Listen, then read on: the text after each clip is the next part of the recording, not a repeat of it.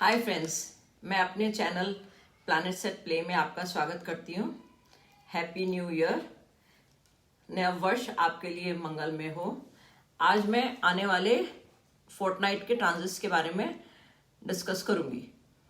आने वाला फोर्टनाइट जो है वो 30 दिसंबर से स्टार्ट होके 13 जनवरी 2025 तक चलेगा। आने वाला फोर्टनाइट में अमावस्या है, तो सूर्य चंद्रमा दोनों 8th हाउस में मकर राशि में 9 डिग्री 43 मिनट पे रहेंगे और नेटल नेपच्यून जो 5th हाउस में है उसके साथ स्क्वायर एस्पेक्ट बनाएंगे। तो क्या रहेगा कि हमारे को 8th हाउस है, तो 8th हाउस है तो हमें मतलब कंट्री की डेट कंडीशन थोड़ी खराब रह सकती है, थोड़ी डेट रीपेमेंट में प्रॉब्लम हो सकती है, या टैक्सेशन मैटर्स में प्रॉब्लम्स हो सकती हैं, या उसके ऊपर काफ़ी डिस्कशंस हो सकते हैं। और क्या 8th हाउस है तो कोई इंपॉर्टेंट आदमी के एक्सीडेंट की या डेथ की न्यूज़ भी आ सकती है। और 5th हाउस है तो क्या है कि स्पेकुलेशन लॉसेस की भी न्यूज़ 30 दिसंबर के अराउंड हो सकता है। और बुध जो है वो ट्रैवल करेगा Sagittarius 18 degree 30 minute 7th house में से लेकर कैप्रिकॉन 8 डिग्री 8th हाउस में। और ये सूर्य के संग अच्छे एस्पेक्ट बना रहा है, मेरिडियन कस्प के संग अच्छे एस्पेक्ट बना रहा है। तो क्या होगा कि गवर्नमेंट जो भी बिल वगैरह प्रेशर करेगी, गवर्नमेंट के जो मैटर्स है, कम्युनिकेशन है, वो काफ़ी क्लियर रहेगा और मतलब गवर्नमेंट के लिए अच्छा पीरियड है, अपने कम्युनिकेशन की उनके लिए अच्छा पीरियड है। और मरकरी जब मकर राशि में से ट्रैवल करता है तो क्या मकर राशि काफ़ी प्रैक्टिकल और एम्बिशियस साइन है, तो लोग काफ़ी मैच्योर वे में अपने रियलिटी को देख पाते हैं और अपने आप को मैच्योर वे में एक्सप्रेस कर पाते हैं। और मरकरी जो है, बुध जो है, वो नेपच्यून के संग ट्रांजिटिंग एस्पेक्ट्स में स्क्वायर एस्पेक्ट बना रहा है, नोड्स के संग स्क्वायर एस्पेक्ट बना रहा है। तो ये पीरियड काफ़ी डिस्कशन का हो सकता है, काफ़ी डिस्कशंस हो सकती हैं बिजनेस मैटर्स पे। और नेपच्यून की वजह से और राहु केतु के स्क्वायर एस्पेक्ट की वजह से थोड़े से मिस रिप्रेजेंटेशन भी हो सकते हैं। आपको सही फैक्ट्स नहीं मालूम पड़े ना मालूम पड़े, ऐसी भी कंडीशंस आ सकती हैं कि जब आपके पास सारे रियल मैटर्स, रियल फिगर्स आपके सामने ना हो।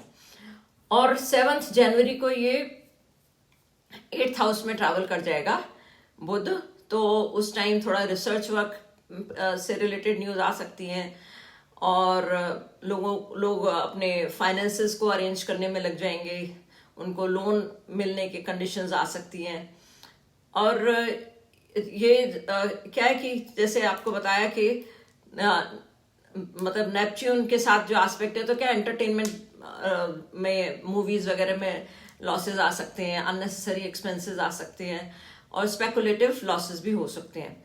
और मरकरी जब कुंभ राशि में से ट्रैवल करता है तो क्या एक फिक्स्ड ओपिनियन दिखाता है और एक डिटैच्ड आउटलुक दिखाता है। और अभी शुक्र को लेंगे तो शुक्र जो है वो ट्रैवल करेगा कुंभ राशि में 26 डिग्री से लेकर पाइसिस मीन राशि में 11 डिग्री पर 10th हाउस में आ जाएगा। तो जब मरकरी जो है वो स्क्वायर एस्पेक्ट बनाएगा नोड्स के संग, तो क्या शुक्र जो है नोड्स के संग एस्पेक्ट बनाएगा, तो क्या शुक्र जो है वो रिलेशनशिप का और फाइनेंशियल मैटर्स का कारक है। तो क्या जब शुक्र के संग हार्ड एस्पेक्ट बनते हैं तो हमारे फाइनेंशियल मैटर्स और रिलेशनशिप मैटर्स में हमें स्ट्रगल करना पड़ता है, उससे रिलेटेड हमको डिफिकल्टीज फेस करनी पड़ती है। और शुक्र जो है ये मीन राशि में ट्रैवल करेगा और मीन राशि में मंगल और नेटल मंगल और नेटल यूरेनस के साथ अच्छे एस्पेक्ट बनाएगा। तो ये अपॉर्चुनिटी देता है कि लोग अपने आप को कंपैशनेटली और इमेजिनेटिवली और एक्सप्रेस करेंगे। एक आइडियल सिचुएशन दिखाता है, क्योंकि मीन राशि जो है वो एक ब्रदरहुड की राशि है। तो क्या है, लोग एक दूसरे को समझ सकते हैं। और क्या कि इंडिया के ये 5th हाउस में 5वें भाव को भी रूल करते हैं, तो उससे क्या है कि वो टाइम पे गेन की अपॉर्चुनिटीज भी आती हैं। तो ये सब चीजें हमें क्या है, कहीं से कोई कोई ग्रह जो है वो लॉसेस की अपॉर्चुनिटी देता है, कोई गेन की अपॉर्चुनिटी देता है, तो क्या कंबाइंड हो जाता है और हमको फाइनल फिर इफेक्ट हमारे नेटल चार्ट के अकॉर्डिंगली मिलता है। और शुक्र जो है वो गुरु के संग स्क्वायर एस्पेक्ट बनाएगा, तो क्या जब गुरु के संग एस्पेक्ट बनते हैं तो हमें अपॉर्चुनिटीज मिलती हैं। और शुक्र के जब गुरु के संग अपॉर्चुनिटीज मिलेंगे तो क्या है, रिलेशनशिप की अपॉर्चुनिटीज मिलती हैं, व्यापार की अपॉर्चुनिटीज मिलती हैं। लेकिन स्क्वायर एस्पेक्ट है तो थोड़ी डिफिकल्टीज के साथ ये हमें अपॉर्चुनिटीज मिलेंगी, या उसके लिए हमें संघर्ष करना पड़ेगा। और जैसे आपको मालूम है कि मंगल जो है वो आजकल वक्री चल रहा है, तो ये 4 जनवरी को कर्क राशि में री एंटर कर जाएगा। और ये मंगल वक्री रहेगा फरवरी 2025 तक, 24 फरवरी 2025 तक। तो ये पीरियड पे, क्योंकि कर्क राशि में मंगल नीच का होता है, तो लोग थोड़े लॉस ऑफ एनर्जी फील कर सकते हैं, डीमोटिवेटेड इस पीरियड में फील कर सकते हैं। और मंगल जो है वो ऑपोजिशन में चल रहा है प्लूटो के संग, नवंबर 2024 से लेकर के अप्रैल 2025 तक, और ये 3 बार ऑपोजिशन के एस्पेक्ट बनाएगा।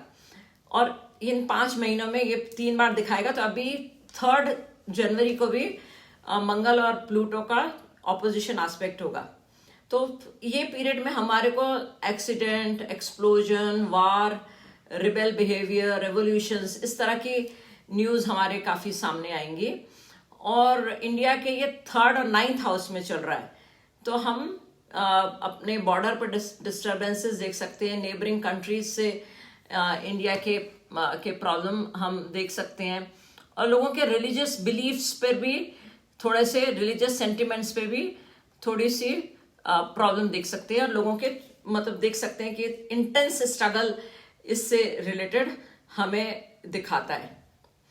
तो ओवरऑल जो ये इस फोर्टनाइट का जो फोकस रहेगा वो रहेगा कि हमें अपने फाइनेंसेस अरेंज करने में थोड़ी तकलीफ हो सकती है, टैक्सेशन मैटर्स देख सकते हैं, और थोड़ी लेकिन लोगों को साथ में अपॉर्चुनिटीज मिलेंगी, गेन की अपॉर्चुनिटीज मिलेंगी, फाइनेंशियल गेन और रिलेशनशिप की अपॉर्चुनिटीज, मतलब आपको ये नया साल लेके आ सकता है।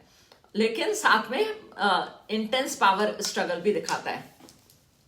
और जैसे अब स्लो मूविंग प्लैनेट ले लें, प्लूटो कुंभ राशि में ट्रैवल कर गया है, तो ये फॉर 20 इयर्स के लिए, तो ये पीरियड रेवोल्यूशन का दिखाता है, रिलेशन ऑर्गेनाइजेशन में मेजर चेंजेस का दिखाता है, जो कि स्लोली चेंजेस आएंगे।